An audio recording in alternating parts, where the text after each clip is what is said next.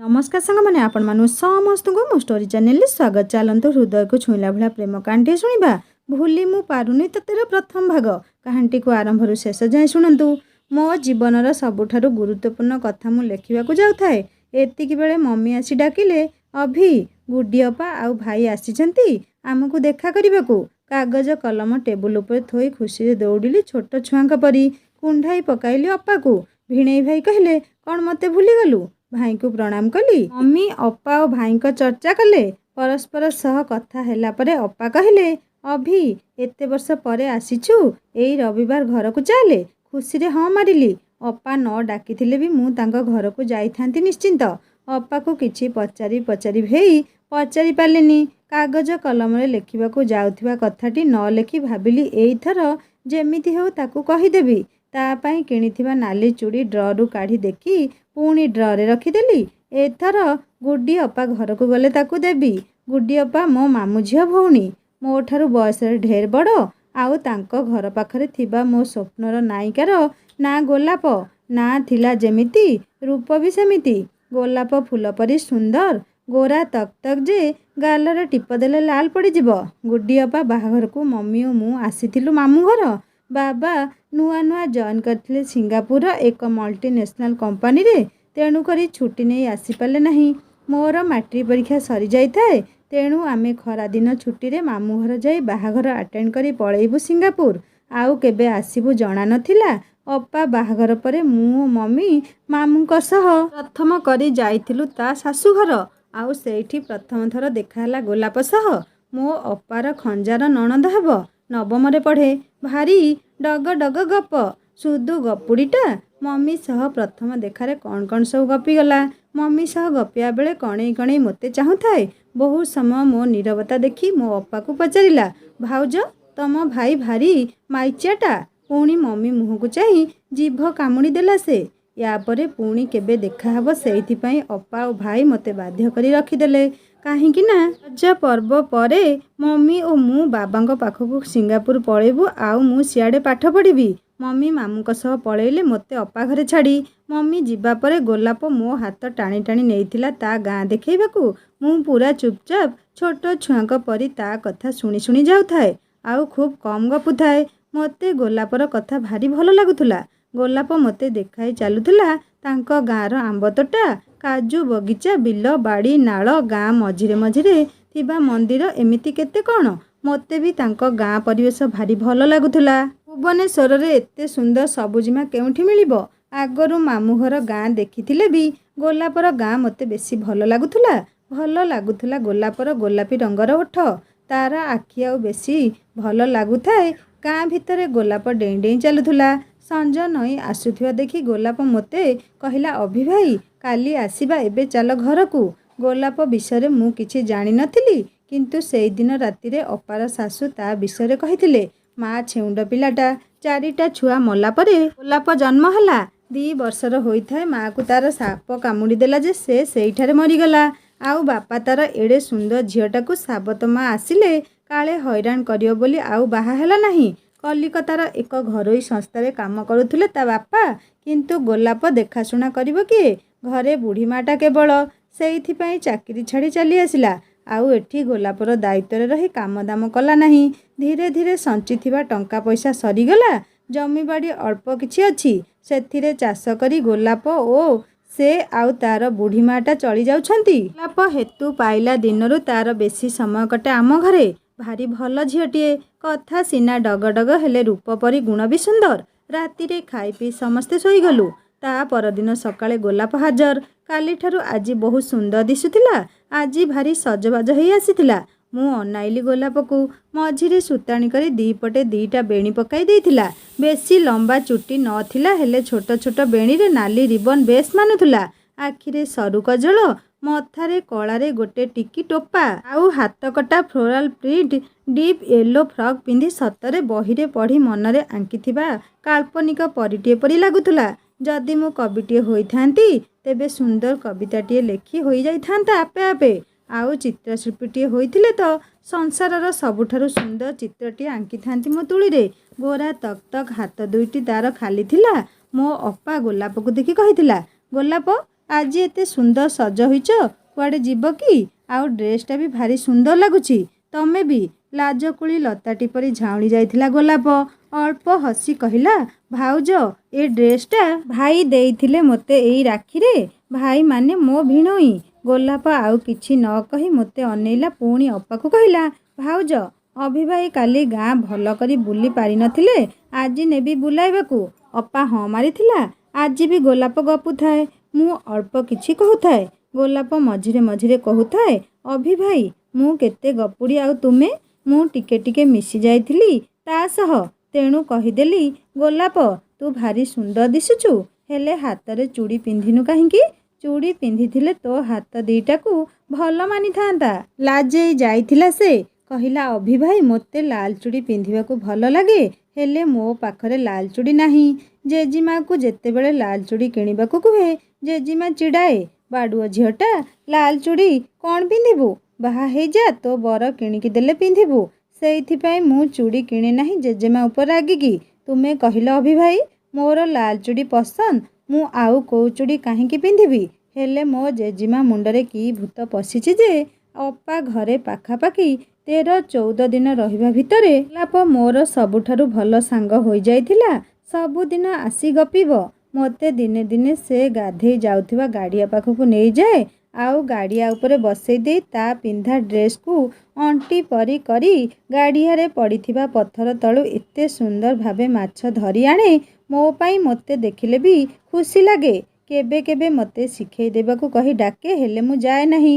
ଦିନେ ଗୋଲାପ ପଚାରିଲା, ଅଭି ଭାଇ, ତୁମେ ସହରରେ ରହୁଛ, ତୁମର ତ ଝିଅ ପିଲା ସାଙ୍ଗ ଥିବେ? ହଁ, ଅଛନ୍ତି। ମୁଁ କହିଥିଲି, କେଜାଣି କାହିଁକି ତା ମୁହଁ ଶୁଖିଗଲା। ଯେଉଁଟା ସେଦିନ ମୁଁ ବୁଝିପାରି ନଥିଲି। ମୁଁ ଭୁବନେଶ୍ୱର ଦାମୀ ଇଂରାଜୀ ମିଡ଼ିୟମ ସ୍କୁଲରେ ପଢ଼ୁଥିଲି। ଅନେକ ସୁନ୍ଦର ଝିଅ ଥିଲେ, ହେଲେ କେଜାଣି କାହିଁକି ଗୋଲାପର ସରଳତା ଆଉ ତା ସହ କଥା ହେବାକୁ ମୋତେ ବେଶୀ ଭଲ ଲାଗୁଥିଲା। ସେଦିନ ଦିନରେ ତା ସହିତ ମୁଁ ଯାଇଥାଏ ଗାଁ ଭିତରେ ଥିବା କାଜୁ ବଗିଚାକୁ।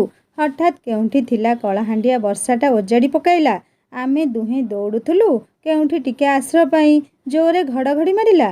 ଡରିଯାଇ ପଛକୁ ବୁଲି ମୋତେ ମାଡ଼ି ବସି ଆଖି ବୁଜିଦେଲା ସେ। ତାର ଗରମ ନିଶ୍ୱାସ ପ୍ରଶ୍ୱାସ ମୋ ଦେହରେ ବାଜୁଥାଏ।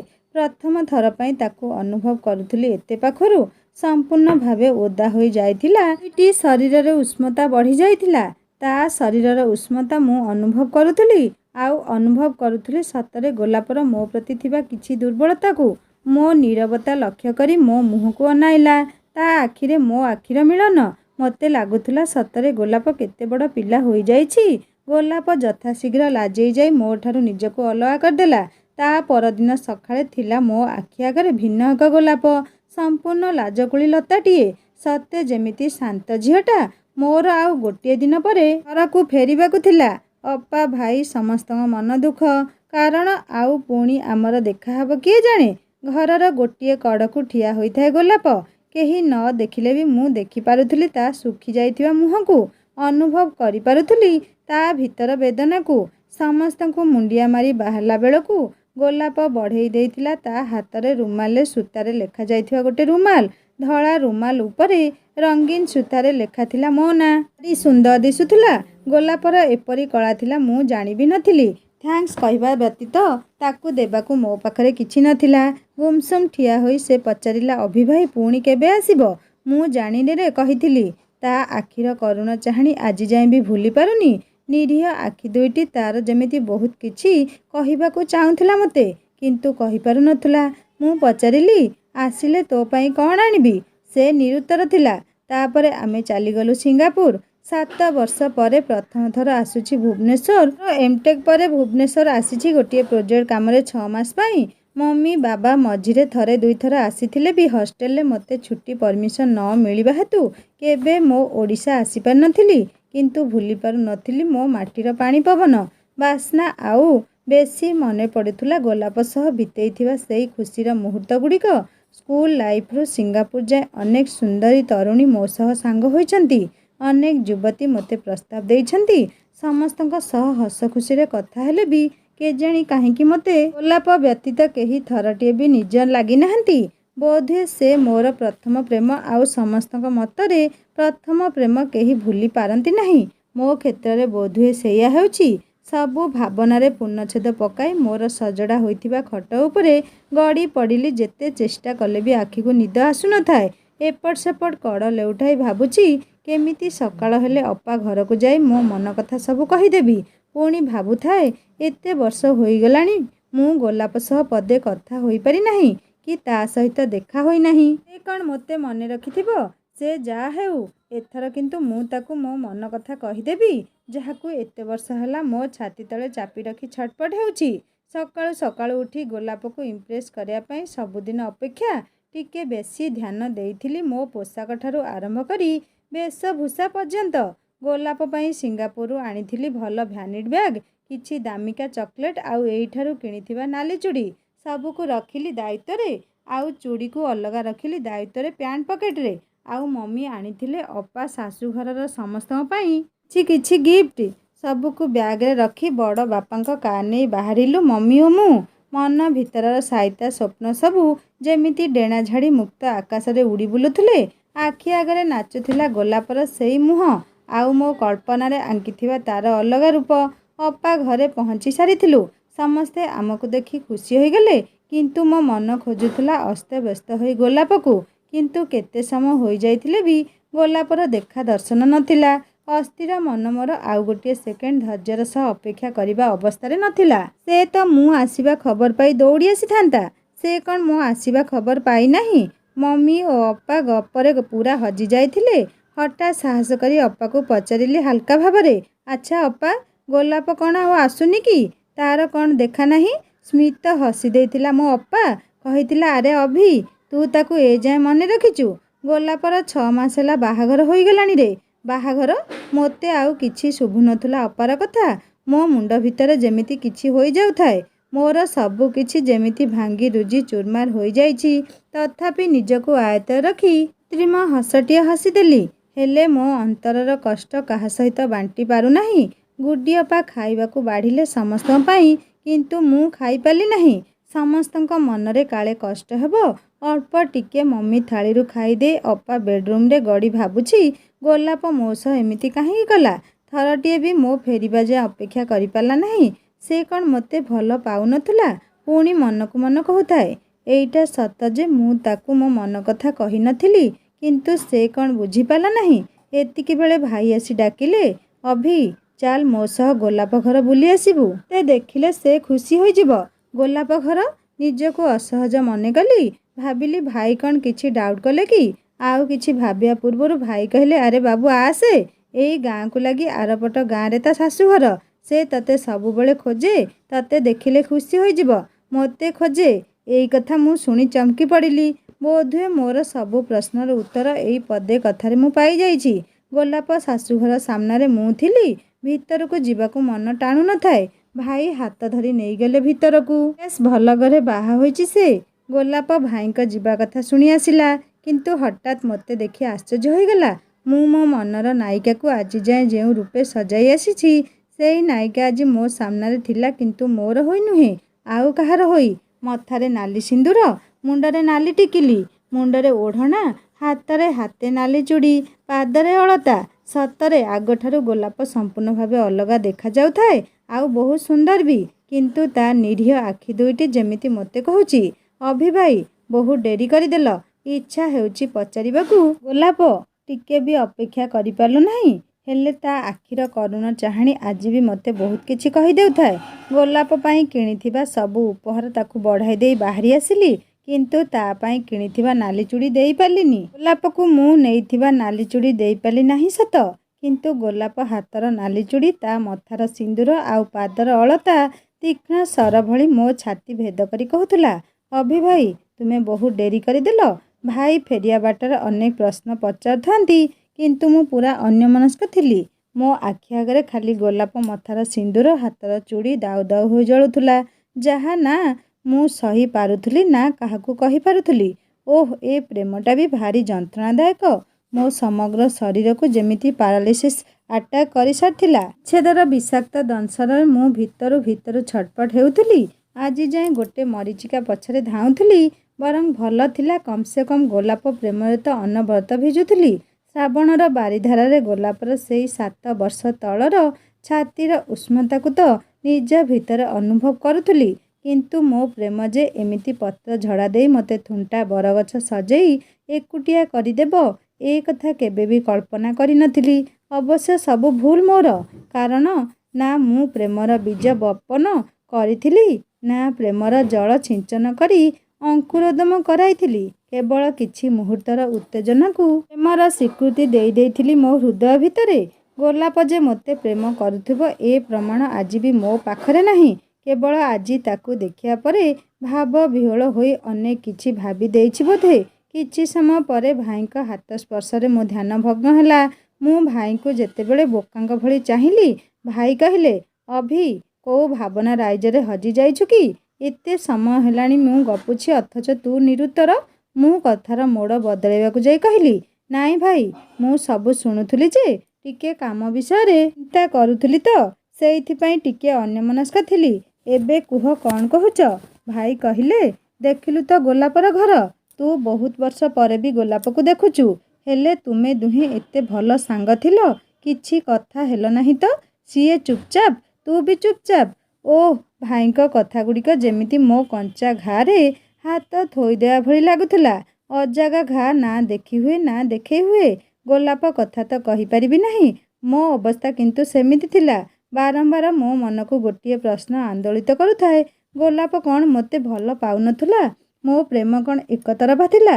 ସେଦିନ ଅପା ଘରେ କିଛି ସମୟ ବିତାଇ ମମିକୁ ସାଥିରେ ନେଇ ଘରକୁ ଫେରି ଆସିଲି। କିନ୍ତୁ ସେଦିନ ସାରା ରାତି ମୁଁ ଶୋଇପାରିଲି ନାହିଁ। କେତେବେଳେ ନିଜକୁ ଦୋଷ ଦେଉଥିଲି ଯେ କାହିଁକି ମୁଁ ଏତେ ବର୍ଷ ଭିତରେ ବି ଚିଠି ଖଣ୍ଡେ ଦେଇ ଗୋଲାପକୁ ମୋ ମନ କଥା ଜଣାଇ ପାରିଲି ନାହିଁ। ତା'ର ଅବା ଭୁଲ କ'ଣ? ନା ମୁଁ ତାକୁ କେବେ ମୋ ମନ କଥା କହିଥିଲି, ନା ଇସାରା କରିଥିଲି। ସେଇ ପ୍ରଥମ ଦେଖା ହିଁ ତ ଶେଷ ଦେଖା ଥିଲା। କିଏ କ'ଣ ଏମିତି ଦେଖାରେ ଭଲ ପାଇଯିବ? କିନ୍ତୁ ପୁଣି ଗୋଲାପକୁ ଦୋଷ ଦେଉଥିଲି। ପ୍ରେମ କ'ଣ ସମୟ ନିଏ? ପ୍ରେମ ତ ପ୍ରଥମ ଦେଖାରୁ ହିଁ ହୋଇଯାଏ। ଗୋଲାପ କ'ଣ କିଛି ବୁଝିନଥିଲା? ତେବେ କାହିଁକି ମୋତେ ଅପେକ୍ଷା କରିଲା ନାହିଁ? ମାତ୍ର 7 ବର୍ଷ ଟିକେ ମୋ ଫେରିବା ବାଟକୁ ଅପେକ୍ଷା କରିପାରିଲା ନାହିଁ ଯେ ଆଉ କାହାକୁ ବାହା ହୋଇଗଲା। ହଉ, ବାହା ହୋଇ ଖୁସିରେ ରହୁ। ସେ ଯଦି ମୋ କଥା ଭାବିଲା ନାହିଁ, ମୁଁ କାହିଁକି ତା' କଥା ଭାବିବି?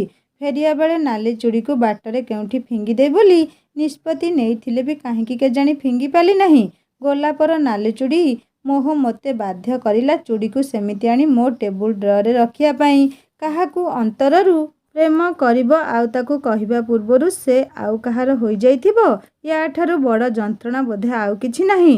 ସେଇ ଅକୁହା ଅବ୍ୟକ୍ତ ଯନ୍ତ୍ରଣାରେ ମୁଁ ଜଳୁଥିଲି, ଆଉ ଗୋଲାପର ସେଇ ବିବାହିତା ଚେହେରା ମୋ ଯନ୍ତ୍ରଣାରେ ନିଆଁରେ ଘିଅ ଢାଳିଲା ପରି ଲାଗୁଥିଲା।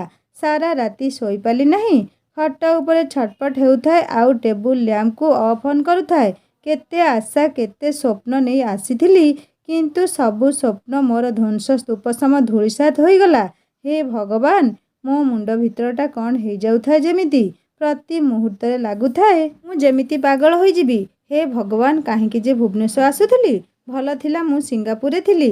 କିଛି ନହେଲେ ଗୋଲାପର ପ୍ରେମ ତ ମୋ ଛାତି ତଳେ ଉଜ୍ଜୀବିତ ହୋଇ ରହିଥିଲା। ଆଜି ସେତିକ ବି ସରିଗଲା। ଏ ପ୍ରେମ ବିରହ ଆଉ ବେଦନା କେତେ ଯେ ଭୟଙ୍କର ମର୍ମେ ମର୍ମେ ଅନୁଭବ କରୁଥିଲି ମୁଁ। ନିଜକୁ ନିଜେ ଗାଳି କରିଲି।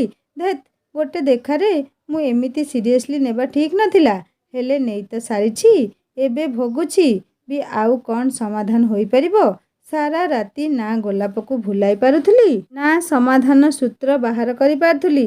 ଏଇ 6 ମାସ ଭୁବନେଶ୍ୱରରେ ରହିବା ବି ମୋ ପାଇଁ ଆହୁରି କଷ୍ଟକର ହୋଇପଡ଼ିବ। କେମିତି କାଟିବି 6 ମାସ? ରାତି ସାରା ଶୋଇ ନଥିବାରୁ ସକାଳୁ ମୋ ଆଖି ଗେଣ୍ଡା ଭଳିଆ ଫୁଲି ଯାଉଥିଲା। ମମି ପଚାରିଲା, ଅଭି, ତୋ ଆଖି କାହିଁକି ଏମିତି ଦେଖାଯାଉଛି? କ'ଣ ରାତିରେ ଶୋଇନୁ କି? ମୁଁ କହିଲି, ନା ମମି, ପ୍ରୋଜେକ୍ଟ କାମ ଥିଲା ତ। ମମି ମୋର ତା' ମାଆପଣିଆ ଜାହିର କରି ରାତି ଅନିଦ୍ରାର ଅପକାରିତା ବିଷୟରେ ଲମ୍ବା ଚଉଡ଼ା ହିତବାଣୀ ଶୁଣାଇ ଦେଲା। କିନ୍ତୁ ସବୁଗୁଡ଼ାକ ଏ କାନରେ ପଶି ଆର କାନରେ ସାଏଁ ସାଏଁ ବାହାରି ଯାଉଥିଲା। ଆରେ ଭାଇ, ପ୍ରେମରେ ମିଛ କହିବା ରୋଗ ବି ହୁଏ। ସେଇଟା ବି ପ୍ରଥମ ଥର ଅନୁଭବ କରୁଥିଲି। କିନ୍ତୁ ଯାହା ପାଇଁ ଏତେ ସବୁ, ସେ ତ ସ୍ୱପ୍ନ ହୋଇଯାଇଛି ମୋ ପାଇଁ। ଏମିତି ଗୋଲାପର ଭାବନା ଭିତରେ ଅହରହ ଛଟପଟ ହୋଇ ଭୁବନେଶ୍ୱରରେ କେମିତି ଯେ 6 ମାସ କଟିଛି କେବଳ ମୁଁ ଜାଣିଛି। ପ୍ରେମ କେବେ ଭୁଲି ହୁଏ ନା, ଅନୁଭବ କରିଛି। କିନ୍ତୁ ଏଇ 6 ମାସ ଭିତରେ ମୁଁ କେବେ ହେଲେ ଅପା ଘର ଆଡ଼େ ପାଦ ପକାଇ ନାହିଁ, କିମ୍ବା ଯିବା କଥା ସୁଦ୍ଧା ଭାବି ନାହିଁ। କାଳେ ଗୋଲାପର ସ୍ମୃତି ମୋ ହୃଦୟରେ ପୁଣି ତାଜା ହୋଇଯିବ ବୋଲି। ଗୋଲାପର ଗାଁ କାଳେ ମୋ ପ୍ରେମକୁ ପୁଣି ଥରେ ଉଜ୍ଜୀବିତ କରିଦେବ ବୋଲି। ଗୋଲାପର ଗାଁର କୋଣେ ଅନୁକୋଣେ ଗୋଲାପର ମିଠା ବାସ୍ନା ମୋତେ କାଳେ ଆନମନା କରିଦେବ। ଗୋଲାପର ସବୁ ସ୍ମୃତିକୁ ମନରୁ ଲିଭାଇବା ପାଇଁ ଅବିରତ ଚେଷ୍ଟା କରୁଥାଏ, କିନ୍ତୁ ମନ ଉପରେ କାହାର ଜୋର ଅଛି ଯେ? ମନ ତା ଇଚ୍ଛାରେ ଚାଲେ। ଯାହାକୁ ସେ ପସନ୍ଦ କରିଥାଏ ତ କରିଥାଏ, କିନ୍ତୁ ପର ସ୍ତ୍ରୀ ପର ଧନ ଚାହିଁବା ପାପ। ଗୋଲାପ ଏବେ ଆଉ କାହାର ଅମାନତ, ଆଉ କାହା ବଂଶର କୁଳବଧୂ, ଆଉ କାହା ବଂଶର ବଂଶରକ୍ଷାକାରିଣୀ। କିନ୍ତୁ ସବୁ ଜାଣିବି ମୋ ମନ କାହିଁକି ତା ଆଡ଼କୁ ଢଳି ଯାଉଥିଲା କେଜାଣି। ହେଲେ ମୁଁ ନିଜ ମନକୁ ଆୟତ୍ତରେ ରଖୁଥିଲି ଏବଂ 6 ମାସ ପୂରିବା ମାତ୍ର ବିକଳ ହୋଇ ଭୁବନେଶ୍ୱର ଛାଡ଼ିଲି। ଭୁବନେଶ୍ୱର ମୋ ଜନ୍ମ ମାଟି ହୋଇଥିଲେ ବି ମୋତେ ମୋ ଜନ୍ମ ମାଟିରେ ରହିବା ବି ଅସହ୍ୟ ଲାଗୁଥିଲା। ଜନ୍ମ ମାଟି କ'ଣ କାହାକୁ ଖରାପ ଲାଗେ? କିନ୍ତୁ ମୋ ଜନ୍ମମାଟି ସହ ଗୋଲାପର ସ୍ମୃତି ସବୁ ମୋତେ ଅଥୟ କରୁଥିଲା। କେମିତି କେଜାଣି 6 ମାସ ବିତେଇଛି। ମୀନ ଯେମିତି ଜଳ ବିନା ଛଟପଟ ହୁଏ, ମୁଁ ସେମିତି ଗୋଲାପ ବିନା ଛଟପଟ ହେଉଥିଲି। ଖାସ୍ କରି ତାକୁ ଆଉ କାହାର ବଧୂ ହେଇ ଦେଖିବା ମୁଁ ସହ୍ୟ କରିପାରୁନଥିଲି। ସିଙ୍ଗାପୁରରେ 7 ବର୍ଷ ଗୋଲାପଠାରୁ ଦୂରେଇ ରହି ଯେତିକି ବାଧି ନଥିଲା, ଏଠି 6 ମାସ ଦୂରତା ବିରାଟ ବଡ଼ ଛାଇ ସୃଷ୍ଟି କରିଦେଇଥିଲା ମୋ ହୃଦୟରେ। 7 ବର୍ଷର ଦୂରତାରେ ବି ତ ଗୋଟେ ସୁନ୍ଦର ସ୍ୱପ୍ନ ତାର ଶାଖା ପ୍ରଶାଖା ମେଲି ମୋ ମନ ମସ୍ତିଷ୍କରେ ଗୋଲାପକୁ ନିଜର କରିବା ଆଶାରେ ବିଭୋର ଥିଲା। କିନ୍ତୁ ଏଠିକୁ ଆସିବା ପରେ ମୋର ସବୁ ସ୍ୱପ୍ନ ମଉଳିଗଲା। ତେଣୁ ମମି ଯେତେ ମନା କଲେ ବି ମୁଁ କାହା କଥା ଶୁଣିନଥିଲି। ପୁଣି ସିଙ୍ଗାପୁର ପଳାଇଲି ବାବାଙ୍କ ପାଖକୁ ଏବଂ ମୋ ଚାକିରିକୁ। ମମି ବି ବାଧ୍ୟ ହୋଇ ପୁଣି ଫେରିଗଲେ ମୋ ସହ ସିଙ୍ଗାପୁର। ମୁଁ ମୋ କର୍ମରେ ମନ ଦେଲି। ମମି ବାବା ସକାଳୁ ଉଠିବା ବେଳକୁ ଟେବୁଲ ସାମ୍ନାରେ ଥୋଇ ଦେଇଥିଲେ ପୁଳାଏ ଫଟୋ। ସବୁଦିନ ମମିଙ୍କର ସେଇ ଗୋଟିଏ ଡାଏଲଗ୍, ବାବାରେ ବୟସ ହେଲାଣି, ବାହାସାହା ହେଇଯା। ପାଠ ପଢ଼ିଲୁ, ଚାକିରି କଲୁ, ନିଜ ଗୋଡ଼ରେ ତ ଛିଡ଼ା ହେଲୁ। ଆଉ କ'ଣ ବାକି ରହିଲା ଯେ ଏବେ ତ ବାହାସାହା ହେଇଯା। ଦେଖେ, ଭଲ ଭଲ ଓଡ଼ିଆ ଝିଅଙ୍କ ପ୍ରସ୍ତାବ ଆସିଛି, ଖାଲି ତୋ ହଁକୁ ଅପେକ୍ଷା। ତୁ ଖାଲି ହଁ କରିଦେରେ ବାବା। ଯଦି ଆଉ କେଉଁଠି ଝିଅ ପସନ୍ଦ କରିଛୁ କହିଦେ। ତୋର ଯେଉଁଠି ଇଚ୍ଛା ଆମେ ତୋ ବାହାଘର କରିଦେବୁ। ମୁଁ କିନ୍ତୁ ସବୁଥର ହସର ସରୁ ଧାର ଝଲକାଇ ଦିଏ। ଏମିତି କଟିଗଲା ବର୍ଷେ। ୟା ଭିତରେ କାମରେ ମନ ଦେଇ ମୁଁ ଧୀରେ ଧୀରେ ଗୋଲାପର ସ୍ମୃତିକୁ ଲିଭାଇ ଦେବାକୁ ଚେଷ୍ଟା କରୁଥାଏ। କିନ୍ତୁ ସ୍ମୃତି କ'ଣ ପେନ୍ସିଲର ଗାର ହେଇଛି ଯେ ରବର ଧରି ଲିଭାଇ ଦେବି? ଏଥର କିନ୍ତୁ ମମିର ଆଉ ଧୈର୍ଯ୍ୟ ନାହିଁ। ପୂରା ପଛରେ ପଡ଼ିଗଲା। ସିଙ୍ଗାପୁରରେ ମଡର୍ଣ୍ଣ ମମି ମୋର ବାହୁନିବା ଆରମ୍ଭ କରିଦେଲା। ଧନରେ, ବାବୁରେ, ଗୋଟିଏ ବୋଲି ପୁଅ ଆମର, 9ଟା ନାହିଁ କି 6ଟା ନାହିଁ। କେତେ ଆଶା କରିଛୁ। ବାପା ମା 2ଟା। ପୁଅ ବାହା ହେବ, ମୁଣ୍ଡରେ ପଗଡ଼ି ଭିଡ଼ି ବରବେଶ ସାଜିବ। ବେଦୀ ଉପରେ ମୋ ଛୁଆ ଉପରେ ଟିକେ ଅରୁଆ ଚାଉଳ ଦୁବ ପକାଇବି। ବୋହୂ ପରସା ଖାଇବି। ନାତି ନାତୁଣୀଙ୍କ ସହ ବୁଢ଼ାବୁଢ଼ୀ 2ଟା ହସି ଖେଳି ବାକି ସମୟ କାଟିଦେବୁ। ହେଲେ ମୋତେ ଲାଗୁଛି ସବୁ ସ୍ୱପ୍ନ ଆମର ଅଧା ରହିଯିବ। ଆମ ମୁହଁରେ ନାତି ନାତୁଣୀ ମଲାବେଳକୁ ଟିକେ ଗଙ୍ଗାଜଳ ଦେବେ ନାହିଁ କି ଜୁଇ କାଠରେ ଟିକେ ଘିଅବତୀ ଦେବେ ନାହିଁ। ମମିର କାନ୍ଦଣା ଡେଲି ଡେଲି ଶୁଣିବା ପାଇଁ ଭଲ ଲାଗୁନଥିଲେ ବି ଚୁପଚାପ ରହୁଥିଲି। କିନ୍ତୁ ମମିର ଅତ୍ୟଧିକ କାନ୍ଦ ଆଉ ସହିପାରିଲି ନାହିଁ। କହିଲି, ମମି, ତୁମର ଯେଉଁଠି ପସନ୍ଦ ବାହାଘର କର। ମୋର କିଛି ଅବଜେକ୍ସନ ନାହିଁ। କିନ୍ତୁ ଝିଅ ଓଡ଼ିଶାର ହେଇଥିବା ଦରକାର। ମୋତେ ଝିଅ ଦେଖିବା ପାଇଁ ଡାକିବ ନାହିଁ। ତୁମର ଯେଉଁଠି ପସନ୍ଦ ମୋତେ କହିଦେବ, କିନ୍ତୁ ମଡର୍ଣ୍ଣ ଝିଅ ମୋର ପସନ୍ଦ ନୁହେଁ। ଏହାପରେ ମମି ତା ପ୍ରାଣ ଲଗେଇଦେଲା ବୋଧେ। 2 ମାସ ଭିତରେ ମୋ ବାହାଘର ଯୋଗାଡ଼ ହୋଇଗଲା। ବାବାଙ୍କର କୋଲକାତା ଟ୍ରାନ୍ସଫର ହୋଇଗଲା। ତେଣୁ ମମି ବାବା କୋଲକାତା ଚାଲିଗଲେ। ମୋ ବାହାଘର ଭୁବନେଶ୍ୱରରେ ବଡ଼ ଧୁମଧାମରେ ହେଇଗଲା। ଝିଅ ବାଙ୍ଗାଲୋରର। ଓଡ଼ିଆ ଝିଅ, ଓଡ଼ିଆ ମାଟିରେ ଜନ୍ମ। କିନ୍ତୁ ସ୍କୁଲ ଅଧାରୁ ବାଙ୍ଗାଲୋରରେ ରହିଆସୁଛି ବାପା ମା ଏବଂ 2 ଭଉଣୀଙ୍କ ସହ। ଝିଅ ଖୁବ୍ ସୁନ୍ଦର ଦେଖିବା ପାଇଁ। ଗହମ ରଙ୍ଗ ଆଉ ଖଣ୍ଡା ଭଳି ତୀକ୍ଷ୍ଣ ନାକ, ସରୁ ଗୋଲାପୀ ଓଠ ସାଙ୍ଗକୁ ସରୁ କଟି। ଉଚ୍ଚତା ବି ଭଲ। ପାଠ ମଧ୍ୟ ପଢ଼ିଛି। କିନ୍ତୁ ପ୍ରଥମ ରାତିରୁ ମୁଁ ଜାଣିଲି ସେ ଭାରି ନିରୀହ। ଗାଉଁଲି ଝିଅଠାରୁ ବି ନିରୀହ। ଜଣେ ତାକୁ ଆରାମରେ ବିକି ଖାଇଦେବ।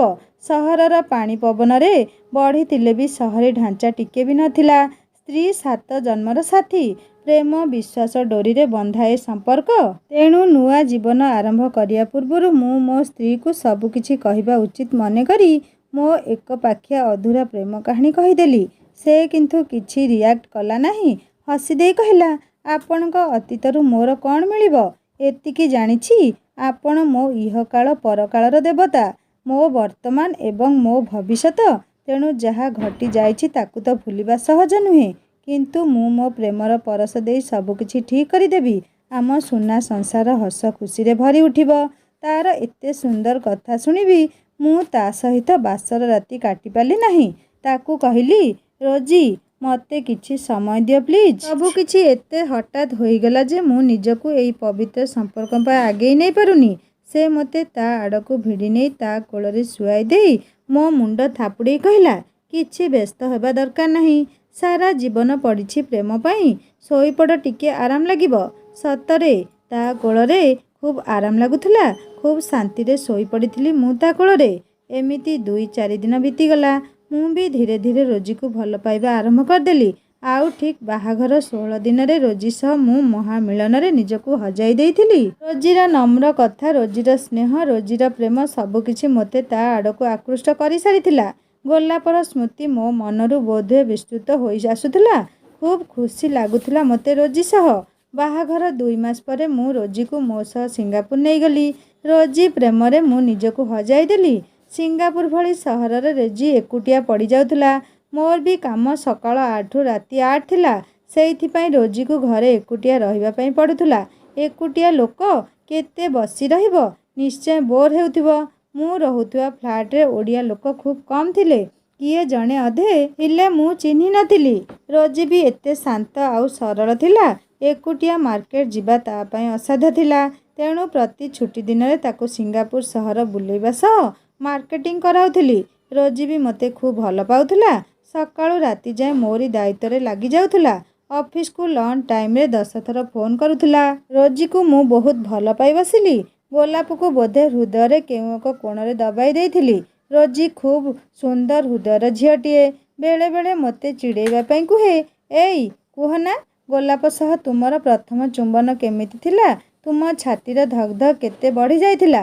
କୁହନ୍ତି ନା, ପ୍ରଥମ ପ୍ରେମ କେହି ଭୁଲି ପାରନ୍ତି ନାହିଁ। କୁହନା, ଗୋଲାପ ଛାତିର ଉଷ୍ଣତା କ'ଣ ଆଜି ବି ମନେ ରଖିନ? ମୁଁ ତା ଗାଲ ଚିପି ଦେଇ ଚିଡ଼ିଯାଇ କୁହେ, ସେଇଥିପାଇଁ ସ୍ତ୍ରୀମାନଙ୍କୁ କିଛି କହିବା ଅନୁଚିତ। ତୁମର କ'ଣ ଆହୁରି ସନ୍ଦେହ ହେଉଛି? ତୁମକୁ ମୋର କିଛି କହିବାର ନଥିଲା। ସେ ମୋ କାନ୍ଧରେ ଓହଳି ପଡ଼ି କୁହେ, ଏଇ ମୋ ଧନ, ଏମିତି ମଜାରେ କହିଦେଲି। ସତ କହିବି, ତୁମ ପ୍ରେମକୁ ମୁଁ ସତରେ ବହୁତ ସମ୍ମାନ କରେ। ଆଉ ନିଶ୍ଚୟ ଗୋଲାପକୁ ଧନ୍ୟବାଦ ଦେବି, ଯିଏ ମୋ ଧନ ହୃଦୟକୁ ଜିଣି ନେଇଥିଲା। ପ୍ଲିଜ୍, ଓଡ଼ିଶା ଗଲେ ଥରଟିଏ ଗୋଲାପ ଘରକୁ ଯିବା ପ୍ଲିଜ୍। ଥରଟିଏ ମୁଁ ତାକୁ ଦେଖିବି ନିଶ୍ଚୟ। ମୁଁ ତାକୁ ମୋ କୋଳକୁ ଜୋର କରି ଭିଡ଼ି ଆଣି ଡନ୍ଲପର ଖଟ ଉପରେ ଶୁଆଇ ଦେଇ ତା ଶରୀର ଉପରେ ମୋ ସମଗ୍ର ଶରୀରର ଭାର ଲଦି ଦେଇ କୁହେ, ସାବଧାନ, ଗୋଲାପକୁ ଭେଟିବାକୁ ଗଲେ ଏ ହୃଦୟରେ ପୁଣି ଥରେ ଗୋଲାପର ପ୍ରେମ ପ୍ରସ୍ଫୁଟିତ ହୋଇଯିବ। ସେ ମୋ ବେକରେ 2 ହାତ ଛନ୍ଦି କୁହେ, କିଛି ଅସୁବିଧା ନାହିଁ ବାବୁ। ମୁଁ ଗୋଲାପକୁ ବଡ଼ ଭଉଣୀ ହିସାବରେ ଗ୍ରହଣ କରିନେବି। ଦୁହେଁ ମିଶି ତୁମ ଦାୟିତ୍ୱ ନେବୁ। 2 ଜଣଙ୍କ ପ୍ରେମ ମିଳିବ ତୁମକୁ। ସତ କହିବି, ଗୋଲାପ ଯଦି ବିବାହ କରିନଥାନ୍ତା, ମୁଁ ନିଜେ ଯାଇ ତାକୁ ବଧୂ ସଜାଇ ନେଇ ଆସିଥାନ୍ତି ଆଉ ତୁମ ଦୁହିଁଙ୍କ ଶେଯ ସଜାଇ ଦେଇଥାନ୍ତି। ମୁଁ କୁହେ, ଏ ରୋଜି, ତୁମେ କ'ଣ ପାଗଳି ହୋଇଗଲଣି? ଦୁନିଆର କୋଉ ସ୍ତ୍ରୀ ନିଜ ସ୍ୱାମୀକୁ ଆଉ କାହା ସହ ଦେଖିପାରିବ କହିଲ? ତୁମେ ତ ବଡ଼ ଆଶ୍ଚର୍ଯ୍ୟ ପିଲା। ସେ ହସିଦେଇ କୁହେ, ଆରେ ପୁରାଣ ପଢ଼ିନ କି? ଭଗବାନ କୃଷ୍ଣ କ'ଣ ପୁଣି ତ ସହସ୍ର ଗୋପୀ ଥିଲେ? ସତ୍ୟଭାମା ଆଉ ରୁକ୍ମିଣୀ ଥାଉ ଥାଉ ରାଧାଙ୍କୁ ପ୍ରେମ କରି ବସିଲେ। ପ୍ରେମ ତ ହୋଇଯାଏ। ମୁଁ ତା ଉପରେ ବିରକ୍ତ ହୋଇ କୁହେ, ବୁଝିଲ, ତୁମ ମୁଣ୍ଡ ଫୁଣ୍ଡ ଖରାପ ହୋଇଗଲାଣି ଘରେ ବସି ବସି। ଚାଲ ଚାଲ, କାଲିଠୁ ଜିମ୍ ଯାଅ, ଗାଡ଼ି ଡ୍ରାଇଭିଂ ଶିଖ, କ୍ଲବ୍ ଜଏନ୍ କର। ଏ ଫାଲତୁ କଥା ଛାଡ଼। ଗୋଲାପ ଜୀବନର ଗୋଟେ ରାସ୍ତାରେ ଭେଟ ହୋଇଥିଲା ଆଉ ମାତ୍ର 2-4 ଦିନର ଯାତ୍ରା ପରେ ତା ଜୀବନର ରାସ୍ତା ଅଲଗା ଦିଗକୁ ଗତି କଲା।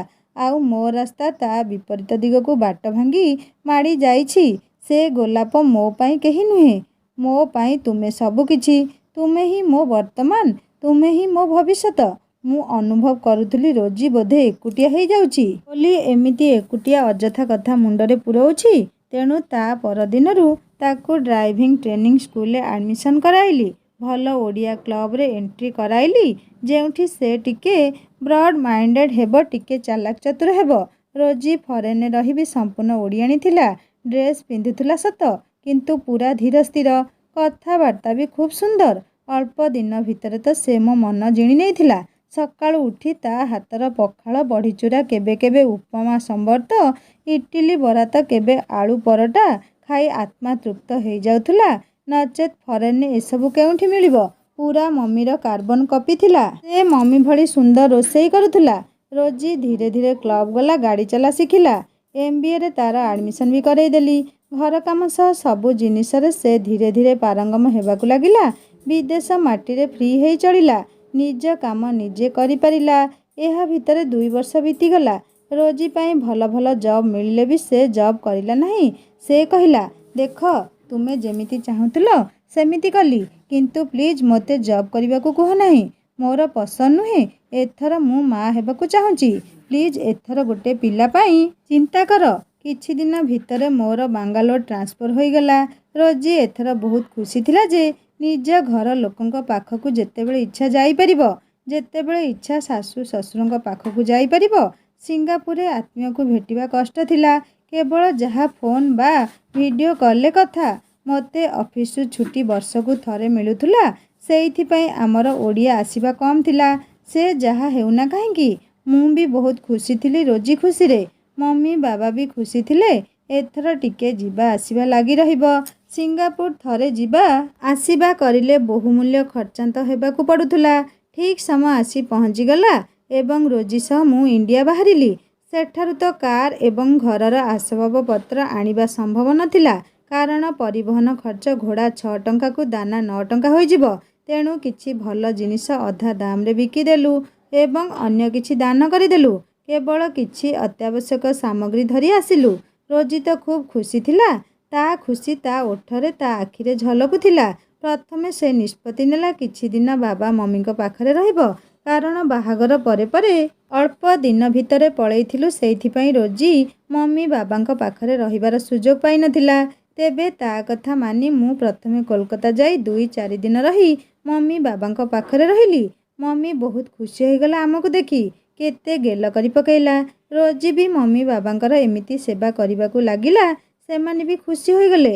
ସକାଳୁ ଉଠି ମମି ବାବାଙ୍କ ପାଇଁ ଚାହା ସହ ଜଳଖିଆ ବନାଇ ଦେଉଥାଏ। ବାବାଙ୍କ ଟିଫିନ୍ ରେଡ଼ି କରି ଦେଉଥାଏ। ଦିନ ପାଇଁ ରୋଷେଇ ସାରି ମମି ସହ ଗପର ପସରା ଖୋଲି ଦେଉଥାଏ। ଆମେ ଦିନେ ବସି ଖାଉଛୁ। ହଠାତ୍ ଦିନେ ଅପା ଫୋନ୍ କରି କହିଲା, ଅଭି, ଇଣ୍ଡିଆ ଆସିଲୁଣି, ପୁଣି ଏବେ କୋଲକାତାରେ ଅଛୁ। ବୋହୂକୁ ନେଇ ଘର ଆଡ଼େ ଆସେ ଟିକେ। ମୁଁ କହିଲି, ହଁ ଅପା, ଏଥର ନିଶ୍ଚୟ ଯିବି। ଆଉ ଯିବାବେଳେ ତୋ ଭାଉଜକୁ ବି ସାଙ୍ଗରେ ନେଇଯିବି। ତୋ ହାତ ମାଂସ ତରକାରୀ ଆଉ ଲେମ୍ବୁ ଆଚାର ବହୁତ ମନେ ପଡ଼ୁଛି। ତା' ସହ ମୋ ଭାଣିଜୀକୁ ବି ତ ଆଜି ଯାଏଁ ଦେଖିନି। ଖାଲି ଜଏନ୍ କରିଦିଏ, ଆର ମାସରେ ନିଶ୍ଚୟ ଯିବି। ଅପା ଖୁସି ହୋଇଗଲା, କିନ୍ତୁ ଫୋନ୍ ରଖିବା ପୂର୍ବରୁ କହିଲା, ଅଭି, ଜାଣିଛୁ ଗୋଟେ କଥା? ମୁଁ ଆଶ୍ଚର୍ଯ୍ୟରେ ପଚାରିଲି, କେଉଁ କଥା ଅପା? ସେ କହିଲା, ଅଭି, ଗୋଲାପ ତା' ଶାଶୁଘର ସାଙ୍ଗମାନେ। ଗୋଲାପ ଜୀବନରେ କ'ଣ ଘଟିଛି, ତା' ଶାଶୁଘର ତା' ସହିତ କ'ଣ କରିଛନ୍ତି, ଅଭିର ଭଉଣୀ ଅଭିକୁ ଗୋଲାପ ବିଷୟରେ କ'ଣ କହିବାକୁ ଚାହୁଁଛନ୍ତି, ତାହା ଜାଣିବା ଦ୍ୱିତୀୟ ଭାଗରେ। ପ୍ରଥମ ଭାଗଟି କେମିତି ଲାଗିଲା ମୋତେ ନିଶ୍ଚୟ କମେଣ୍ଟ କରି ଜଣାଇବେ। ଆଉ ଯଦି ଭଲ ଲାଗିଥାଏ ଲାଇକ୍ଟିଏ କରିବେ, ସାଙ୍ଗମାନଙ୍କ ସହିତ ସେୟାର କରିବେ ଆଉ ସବସ୍କ୍ରାଇବ୍ କରି ବେଲ୍ ଆଇକନ୍ ଦବାଇ ଦେବେ, ଯାହାଫଳରେ ମୁଁ ନୂଆ ନୂଆ କାହାଣୀ ଅପଲୋଡ଼ କଲେ ଆପଣମାନେ ସର୍ବପ୍ରଥମେ ପଢ଼ିପାରିବେ ଓ ଶୁଣିପାରିବେ। ମୋର ଗୋଟେ ହିନ୍ଦୀ ଷ୍ଟୋରି ଚ୍ୟାନେଲ୍ ଅଛି, ଯାହାର ଲିଙ୍କ୍ ମୁଁ ଏହି ଷ୍ଟୋରିର ଡେସ୍କ୍ରିପସନ୍ରେ ଦେଇଦେବି। ଆପଣମାନେ କ୍ଲିକ୍ କଲେ ସୁନ୍ଦର ସୁନ୍ଦର ହିନ୍ଦୀ ଷ୍ଟୋରି ପଢ଼ିପାରିବେ ଓ ଶୁଣିପାରିବେ। ଏବେ ମୋତେ ବିଦାୟ ଦିଅନ୍ତୁ। ପୁଣି ଦେଖାହେବ ଏହି କାହାଣୀର ଦ୍ୱିତୀୟ ଭାଗରେ। ରହୁଛି, ନମସ୍କାର, ଜୟ ଜଗନ୍ନାଥ।